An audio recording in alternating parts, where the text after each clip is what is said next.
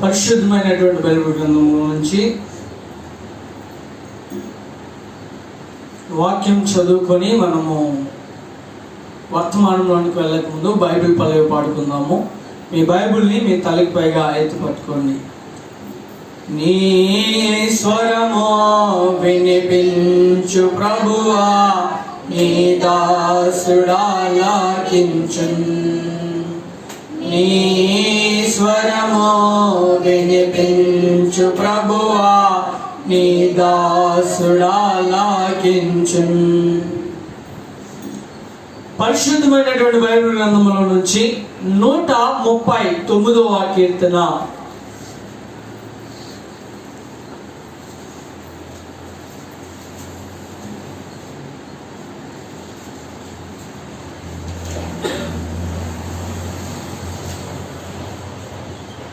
మొదటి వచనము కానుంచి 5వ వచనం వరకు మనము ఉత్తరి పత్రికగా చదువుకుందాం. పరిశుద్ధమైనటువంటి బైబిల్ గ్రంథంలో నుంచి పాత నిబంధన పుస్తకాల్లో పేజీ నెంబర్ 525వ పేజీ, 139వ కీర్తన మొదటి నుంచి 5 వచనాలు మనము ఉత్తరి పత్రికగా చదువుకుందాం. యెహోవా, నీవు నన్ను పరిశీలించి తెలుసుకొని ఉన్నావు.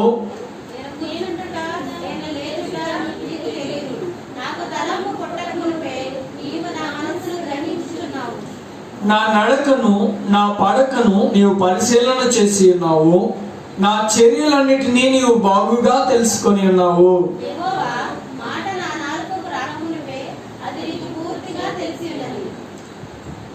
వెనుకను ముందును నీవు నన్ను ఆవరించి ఉన్నావు. నీ చెయ్యి నా మీద ఉంచిన్నావు. సహాయం కొరకే ప్రార్థన చేసుకుందాం. మోకరించగలిగిన వారు మోకరించండి, మోకరించలేని వారు మీ తలలో ఉంచుకొని ప్రార్థనలో ఐక్యవించండి. పరిశుద్ధుడా పరిశుద్ధుడా, ప్రేమ కలిగిన ఆయన, మీకు వందనాలు, లెక్కలేటువంటి స్తుతులు స్తోత్రములు. ఆయన అల్పును అయోగ్యును అర్హత లేని వాడిని ఎన్నిక లేని వాడిని నన్ను కూడా నువ్వు ప్రేమించిన ఆయన. నీ బిడ్డల ముందు ఈ విధముగా నిలబెట్టిన విధానం కొరకే నీకు వందనాలు. అయినా నీ బిడ్డల ముందు నిలబెడుతూ ఉండగా నాయన మీ ఆత్మతో నింపి నీ వాక్య శక్తిని దయచేసి నీ ప్రేమను చూపించి నాయన నీ బిడ్డలకి నా నీ సిద్ధపరిచినటువంటి వాక్యాన్ని నా నీవు బోధిస్తూ రామని నజరేయుడు యేసు నామములో అడిగి వేడుకొంచున్నాను తండ్రి, ఆమేన్. మొదటిగా కూడి వచ్చినటువంటి సహోదరి సహోదరులందరూ కూడా నా హృదయపూర్వక వందనాలండి. Praise Lord. దేవునికి మహిమ కలుగును గాక. ఆమేన్. గనుక ఇక్కడ మనము 139వ కీర్తన మొదటి నుంచి 5 వచనాలు మనము చదువుకున్నాం. ఈ 5 వచనాలకి ఒక మాట ఉన్నది, ఎవరైనా చెప్పగలరా? ఈ 5 వచనాలకి ఒక మాట ఉన్నది, చెప్పండి. దేవుడు పరిశోధించి పరిశీలిస్తున్నాడు. ఇంకా ఎవరైనా చెప్పగలరా?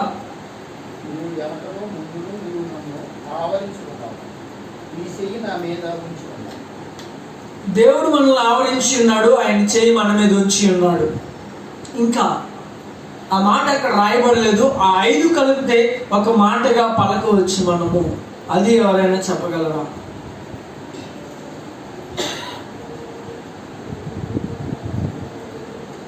చెప్పగలరా?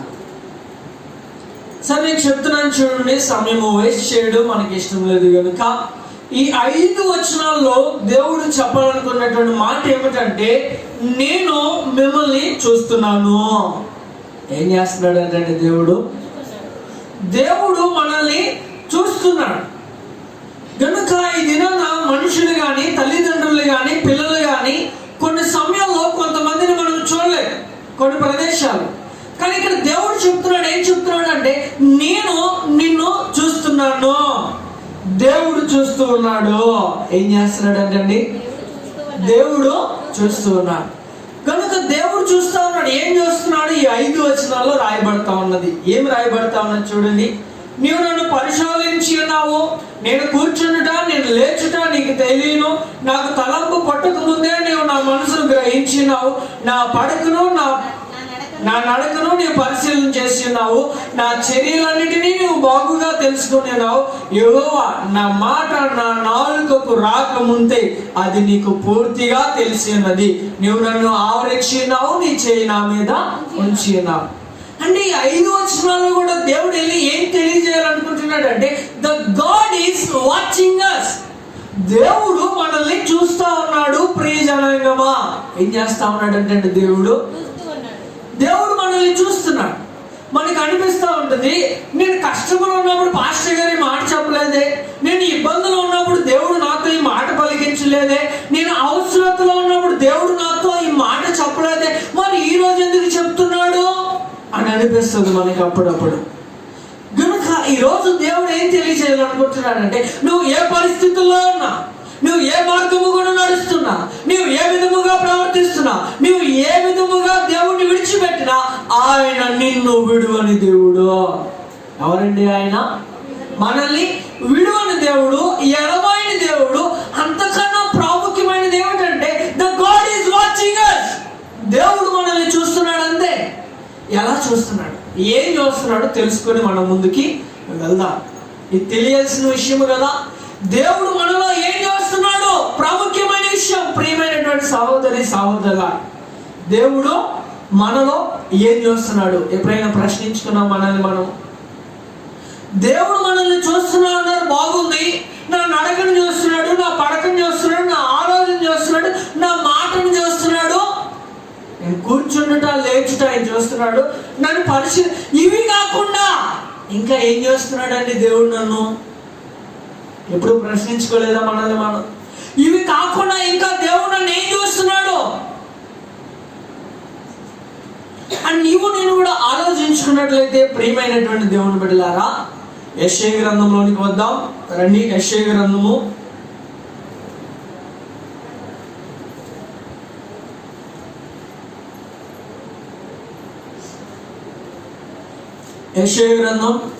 1వ అధ్యాయము 3వ వచనం కాడ చదవండి. మనం 2 వచనాలు పూర్తి చేసుకున్నాం కదా. 3వ వచనం చదవండి. ఎద్దు తన కామాంధుడు నెరుగుదును, గాడిద సొంత వాని దొడ్డే తెలుసుకొనెను. ఇశ్రాయేలీయులకు తెలివి లేదా? నా జనులు యోచింపరా. చాలండి. ఇక్కడ 2 జంతువులను దేవుడు మన ముందుకు తీసుకొస్తున్నాడు. ఈయనేమో దేవుడు ఏం చూస్తాడు అని చెప్పి ఇక్కడికి వచ్చారని అనుకోకుండా, దేవుడు మనలో ఏం చూస్తాడు అన్న విషయం ఒక్క నిమిషం పక్కన పెట్టండి. దీన్ని చదువుకొని మనం ముందుకు వెళ్దాం. కనుక ఇక్కడ దేవుడు మనిషి కన్నా, ఎవరికన్నా అండి? మనిషి కన్నా ఎవరు ఇష్టపడనది, ఎవరు ప్రేమించినది, ప్రతి ఒక్కరు అసహించుకునేటటువంటి 2 జంతువులు మన ముందుకు తీసుకొస్తున్నాడు దేవుడు. ఏంటండి అవి చెప్పండి? ఒకటి ఎద్దు, రెండోది గాడిద. ఎవరైనా వీటిని పెంచుకుంటారా? వీరెన్నిటిని ఎవరైనా పెంచుకుంటారా? ఎద్దుని కానీ గాడిదని కానీ. కుక్కను పెంచిన విధముగా, కోడిని పెంచిన విధముగా, పిల్లిని పెంచిన విధముగా ఎద్దుని కానీ గాడిదని కానీ ఎవరైనా పెంచుతారా? ఎవరు పెంచరు. సాకిన వారు బట్టలు మోయడానికి గాడిదను పెంచుతారు. టీ అలవాటైన వారు వారి యొక్క పాల కోసం గేదెను పెంచుతారు. అంతే కదండి. ఎద్దు అనగా ఏంటయ్యా అంటే పొలమును దున్నడానికి. నేను అనుకున్నాను మందించిన, కానీ ఎద్దు ఎందుకయ్యా అంటే పొలము దున్నడానికి, గాడిద ఎందుకయ్యా అంటే బరువు మోయడానికి. కానీ ఇక్కడ దేవుడు ఎంతకన్నా ప్రాముఖ్యమైన విషయం ఏం చెప్తున్నాడయ్యా అంటే, మనకన్నా, ఎవరికన్నా అండి అనగా మనుషుల కన్నా అవి 2 చాలా జ్ఞానము గలవని దేవుడు చెప్తున్నాడు. ఇది కదా నువ్వు ఆలోచించాల్సింది. ఏం చెప్తున్నాడని దేవుడు? మనిషి కన్నా, జ్ఞానవంతుడి కన్నా, బుద్ధి ఉన్నవాడి కన్నా, మాట్లాడేవాడి కన్నా, ఈ మనిషి కన్నా మాటరాని ఈ 2 మోగ జంతువులే చాలా జ్ఞానం గలవని దేవుడు చెప్తున్నాడు. ఎందుకు చెప్తున్నాడయ్యా అని మనం ఆలోచించినట్లయితే, ఎద్దు తన కామాంధుడిని ఎరుగుదును, గాడిద సొంత వాడి దొడ్డే ఏం చేస్తుంది అంటండి? He knows where I need to go. Where is my shepherd? They know. వారికి తెలుసు నాకు నా కొరకు ప్రత్యేకించిన స్థలం ఎక్కడుందో, నాకు మేత ఎక్కడ దొరికిందో, నన్ను బాగా చూసుకునే యజమాని ఎక్కడున్నాడో వాడికి తెలుసు. కానీ ఈ దినాన అవి మనిషికి లేవంట. ఆ ఆలోచన ఎవరికి లేదంటండి? మనిషికి లేదంట. ఏమి లేదయ్యా అని మనం ఇక్కడ చూసినట్లయితే, ఇశ్రాయేలీయులకు తెలివి లేదా? నా జనులు యోచింపరు. ఏం చేయరంటండి? ఇశ్రాయేలీయులకు ఏమి లేదంటండి? తెలివి లేదు, నా జనులు యోచింపరు. గనుక ఈ దినాన గాడిద తన యొక్క దొడ్డి దగ్గరికి వెళ్తుంది. ఎక్కడికి వెళ్తుందండి? తన యొక్క చెప్పాలి సొంత దొడ్డి దగ్గరికి వెళ్తుంది. అలాగే ఎద్దు కూడా నాకు ఎవరైతే మేత పెడుతున్నారో, ఎవరైతే నేను బాగా చూస్తున్నారో వారి యొక్క స్వరం ఎరిగి ఉన్నది. మరి ఈ దినాన నిన్ను రక్షించిన, నిన్ను కాపాడిన, నిన్ను స్వస్థపరిచిన దేవుని యొక్క ఇల్లు ఎక్కడుందో నీకు తెలియదా? ఆయన స్వరం ఎక్కడ వినబడుతుందో నీకు తెలియడం లేదా? వినడం లేదా? మనము గ్రహింపు లేదా? ఆలోచన లేదా? ప్రియమైనటువంటి సహోదరి ఆలోచన లేదు, గ్రహింపు లేదు, మనకు తెలియదు. ఏదో పిలిచారు కదా వెళ్ళాం, అంతవరకే ఉంటున్నాం మనం. కానీ దేవుడు ఏమంటున్నాడు? నువ్వు ఆలోచించాలి. దినాన నీ నడక ఏమై ఉన్నది, నీ పడక ఏమై ఉన్నది, నీ ఆలోచన ఏమై ఉన్నది, నీ ఉద్దేశం ఏమై ఉన్నదో సమస్తం ఎరిగినటువంటి దేవుడు ఆయన ఉన్నాడు. నిన్ను సృష్టించిన వాడు కూడా ఆయనే. ఎవరండి మనం సృష్టించిన వాడు? చెప్పాలి, ఎవరండి మనం సృష్టించిన వాడు? దేవుడు. కనుక నిన్ను సృష్టించినటువంటి దేవుడు ఈ దినాన్ని ఏమంటున్నాడు అంటే, నేను నీకు తండ్రిని అయ్యాను, నేను నీకు తల్లిని అయ్యాను, నేను నీకు ఆశ్రయపురమయ్యాను, నేను నీకు ఆధారం అయ్యాను, నేను నీకు రక్షకుడిని అయ్యాను, నేను నీకు విమోచకుడు అయ్యాను. But you are still not hearing my voice.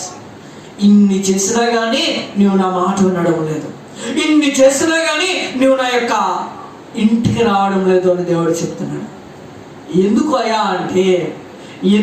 అంటే ఇప్పుడు మొదటి పాయింట్కి వద్దాం. ఏంటంట? దేవుడు మనిషిలో ఏం చేస్తున్నాడు? ఈరోజు దేవుడు నిన్ను ఏం చేస్తున్నాడు అంటే, నీవు ఆయన ఇంటిని ఎరగని తనాన్ని చూస్తున్నాడు. ఈరోజు దేవుడు నీలో ఏం చూస్తున్నాడయ్యా అంటే, ఆయన స్వరం వినబడినటువంటి వెళ్ళిపోయే స్వభావాన్ని చూస్తున్నాడు దేవుడు. ఈరోజు నీలో ఏం చూస్తున్నాడు అంటే దేవుడు ఏం చూస్తున్నాడు అంటే దేవుడు ఈరోజు నీలో నాలో. ప్రియమైనటువంటి సహోదరులారా, దేవుడు నీలో నాలో కూడా ఏం చూస్తున్నాడు అని మనం ఆలోచించినట్లయితే, నా స్వరం వినబడిన పట్టినప్పుడు వెళ్ళిపోతున్నామంట మనం. ఇంకేం చూస్తున్నాడు తెలుసా? ఇంకా ఏం చూస్తున్నాడు తెలుసా? యెషయా గ్రంథంలో చదవండి, 57వ అధ్యాయం. యెషయా గ్రంథం 57వ అధ్యాయం, పేజీ నెంబర్ 618, 18వ వచనం చదవండి.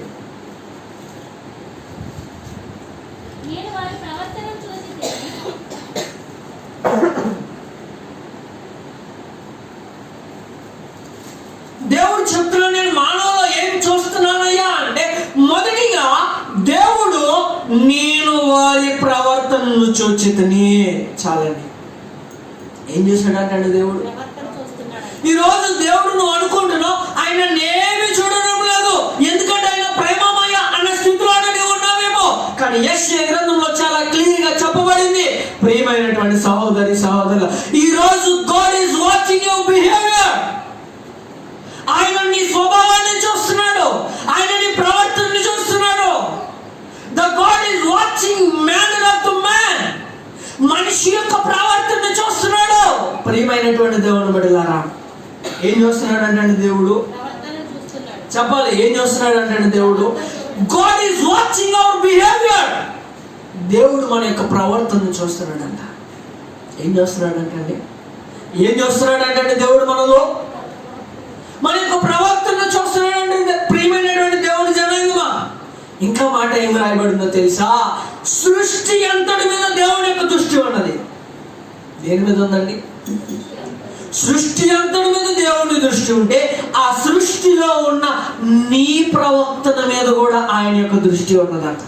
ఎంత గొప్ప మాట, ఎంత గొప్ప మాట అండి. ప్రియమైనటువంటి దేవుని బిడ్డలారా, ఈరోజు దేవుడు చెప్తున్నాడు, నీ ప్రవర్తనను నేను చూస్తున్నాను. ఏం చూస్తున్నాడు అంటే దేవుడు? చెప్పాలి, ప్రతి ఒక్కరు మాట్లాడాలి. ఈ దినాన దేవుడు నీతో మాట్లాడే దేవుడు మన మధ్యకు ఉన్నాడు. మన మధ్యలో దేవుడు ఉన్నాడు, స్వస్థపరిచే దేవుడు ఉన్నాడు, చూచే దేవుడు ఉన్నాడు. గనుక నువ్వు ఆలోచించాల్సిన విషయం ఏమిటయ్యా అంటే దేవుడు నిన్ను చూస్తున్నాడు. ఏం చూస్తున్నాడండి? చెప్పాలి, ఏం చూస్తున్నాడండి? దేవుడు మనల్ని చూస్తున్నాడు. మనలో ఉన్న మన ప్రవర్తన చూస్తున్నాడు. నీవు నేను అనుకుంటున్నావు గాడ్ ఈజ్ నాట్ వాచింగ్ మీ, దేవుడు నన్ను చూడడం లేదని నువ్వు అనుకుంటున్నావు. కానీ వాక్యం చెప్తా ఉన్నది ఆయన వారి ప్రవర్తనను చూచి ఏం చేశాడంటండి? ఏం చేశాడంటండి? దేవుడు వారి యొక్క ప్రవర్తనను చూచి. చదువుదా, ఇంకా కిందకి చదువుదాం. మనము కీర్తనలు 1:1 చదవండి. తీసి చదవండి, అందరూ తీస్తారు ఈలోపు.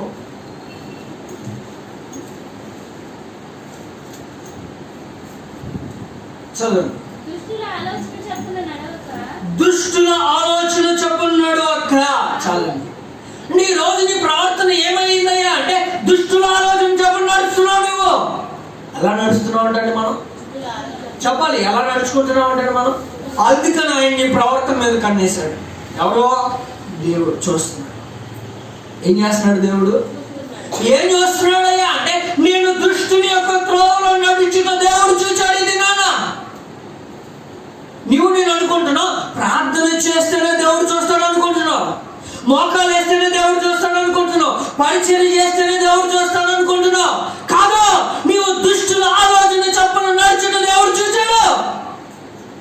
అయినా మనలో మారు మనసు లేదుగా, అయినా మనలో పాప క్షమాపణ లేదుగా, అయినా మనలో సరిదిద్దుకునే తనం లేదు కదా, అయినా హృదయం మార్చుకునే స్థితి మనకి రావడం లేదు కదా.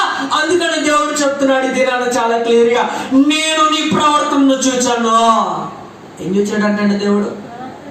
చెప్పాలి, ఏం చూచాడంటే దేవుడు? నీ ప్రవర్తన చూచాడు. ఎందుకు నీ ప్రవర్తన చూచాడంటే నీ ప్రవర్తన దుష్టుల ఆలోచన చొప్పున నడుస్తున్నావు. నువ్వు ఎలా నడుస్తున్నావు అంటే మనం చెప్పాలి, ఎలా నడుస్తున్నావు అంటే మనం దుష్టుల ఆలోచన చొప్పున నడిచేటటువంటి నీ ప్రవర్తనను ఎవరు చూశారంట?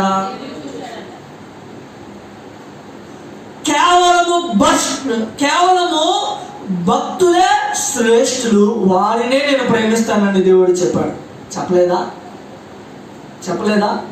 మరి ఈరోజు నీవు ఇంత వాక్యము తెలిసినటువంటి నీవు, ఎంత ప్రార్థనా పరురాలుగా ఉన్నటువంటి నీవు దుష్టుల ఆలోచన చొప్పున నడుస్తున్నావు అంటే ఆయన నీ వైపు చూడా, నీ ప్రవర్తన చూడా. ప్రియమైనటువంటి దేవుని బిడ్డలారా, ఇంకొక మాట చదవండి. ఎఫెసీయులకు రాసిన పత్రిక 2వ అధ్యాయం.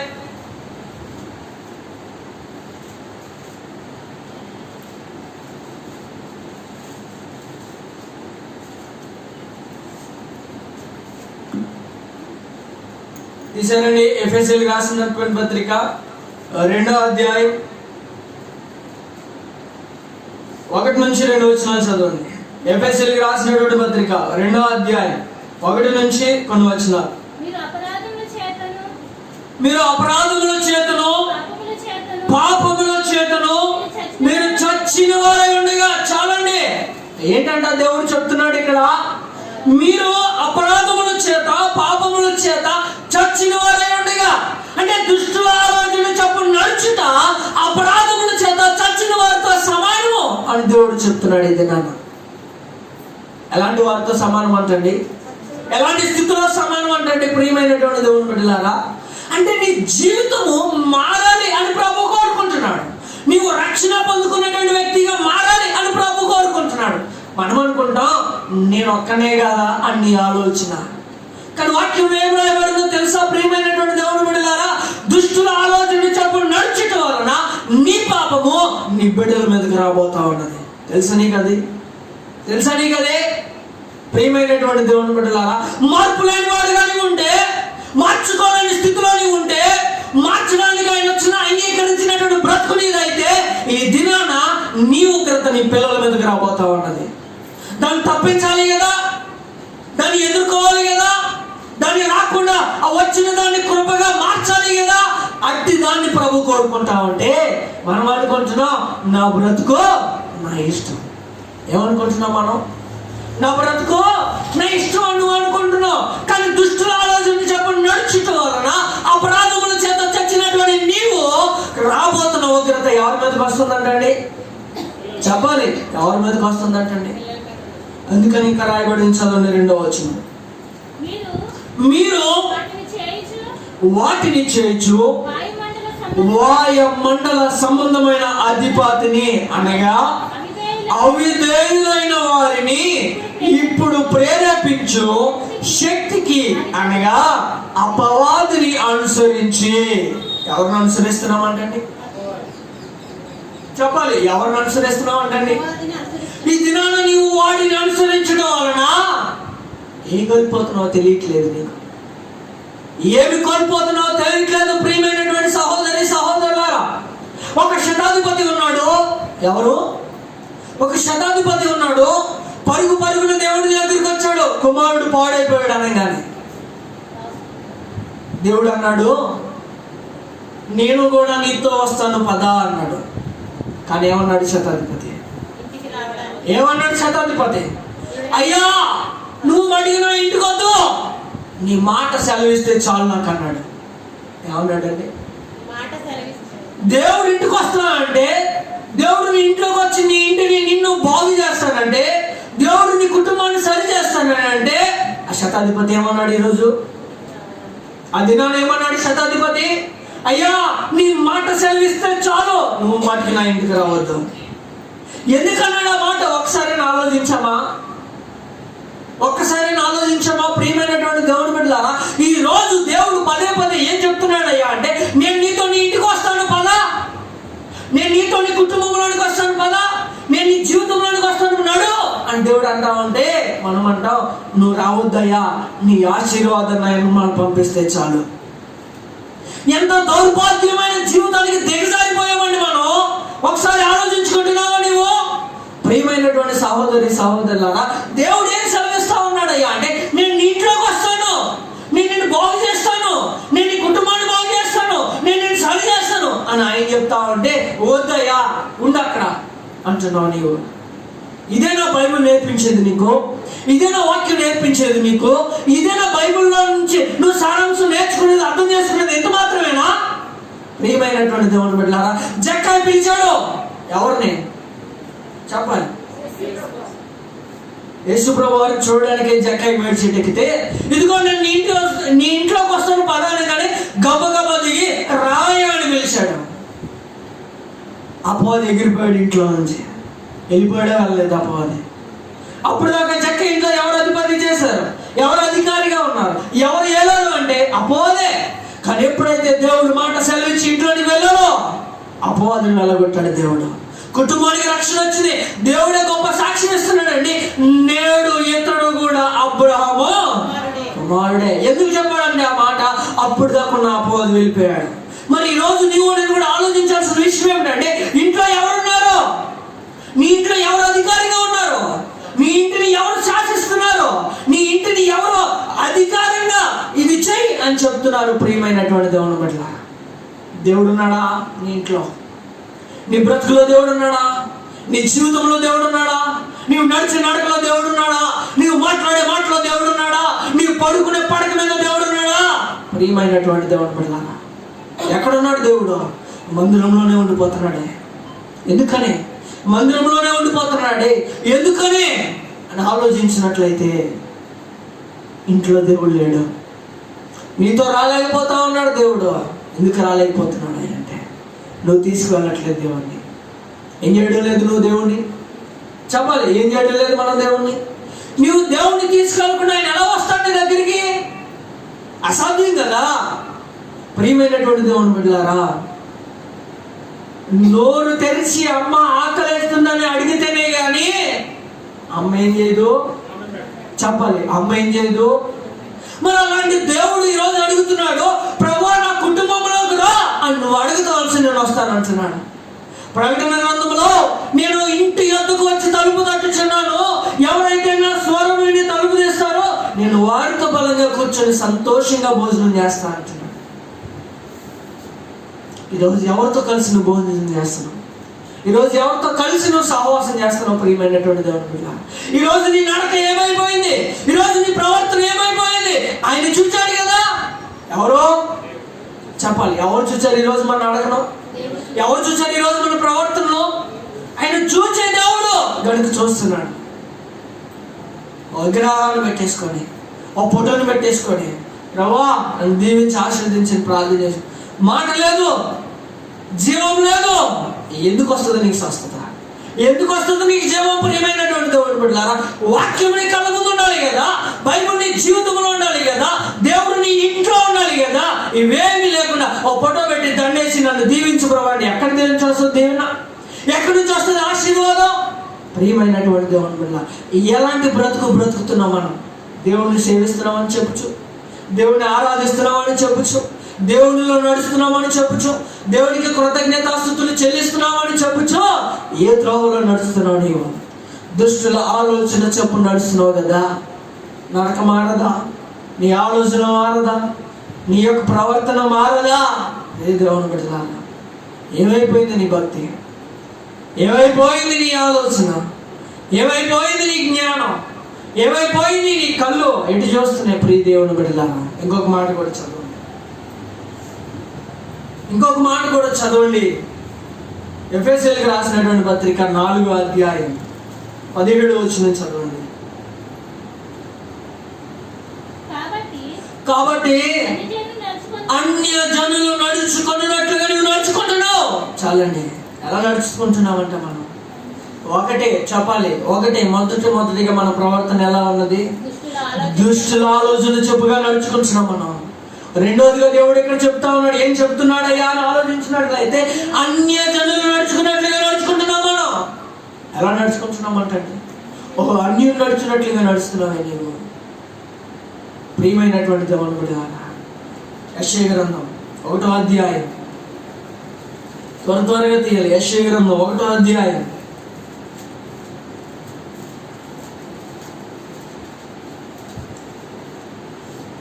12వ వచనం చదవండి. నా సన్నిధికి నీ కనబడవలెనని మీరు వచ్చుచున్నారే, నా ఆవరణము త్రొక్కుటకు మిమ్మును రమ్మన్నవాడు ఎవడో? చాలండి. దేవుడు అడుగుతున్నాడు ఈ దినాన.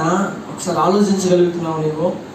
దేవుడు అడుగుతున్నాడు చాలా క్లియర్గా. ఏమని అడుగుతున్నాడు అయ్యా అంటే, నా ఆవరణములను త్రొక్కుటకు మిమ్మల్ని ఎవడు రమ్మన్నాడు? చాలా మంది అంటూ ఉంటారు కదా, నిన్ను నేను పిలిచానా పనికి? అదేవిధంగా దేవుడు కూడా ఒక మాట అడుగుతా ఉన్నాడు ఈరోజు, నా సన్నిధిలోనికి నేను రమ్మన్నానా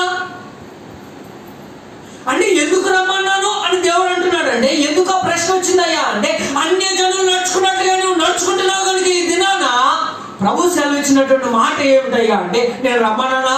ఆ విధంగా నువ్వు నడుచుకుంటే, ఆ ప్రకారం నువ్వు జీవిస్తే నేను రమ్మన్నాను నా సన్నిధిలోనికి. ఆ ప్రకారంగా నువ్వు నడుచుకుంటావు అంటే, నేను రమ్మన్నాను నా గుడికి, నేను రమ్మన్నాను నా దేవుడి సన్నిధికి. ప్రియమైనటువంటి దేవుని బిడ్డలారా, దేవుడు సెలవిస్తున్నటువంటి మాట ఏమిటంటే, అన్య జనులు నడుచుకున్నట్టుగా నువ్వు నడుచుకుంటే దేవుడు నిన్ను కోరుకుంటలేదు.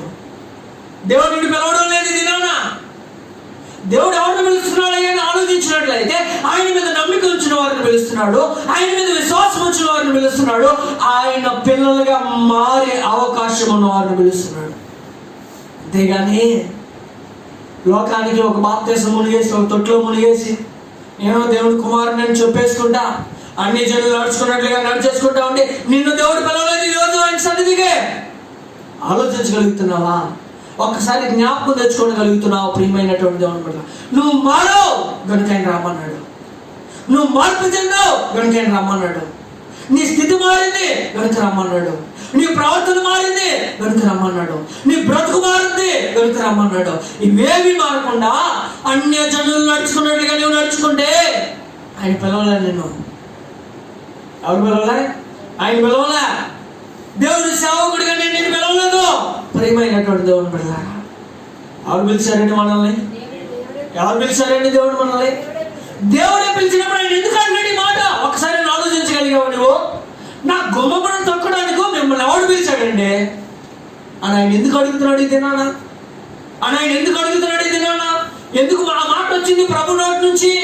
ప్రియమైనటువంటి దేవుని బిడ్డలారా, ప్రభువే పిలిస్తే నిన్ను, ప్రభువే ఆహ్వానిస్తే నిన్ను, ఎందుకని ఆయన అంటున్నాడు ఈ మాట అంటే, ఇంకా మన బ్రతుకు ఎలా ఉన్నది? ఇంకా మన జీవితం ఎలా ఉన్నది, ఇంకా మన ప్రవర్తన ఎలా ఉన్నది, మన నడక ఎలా ఉన్నది అని ఆలోచించుకున్నట్లయితే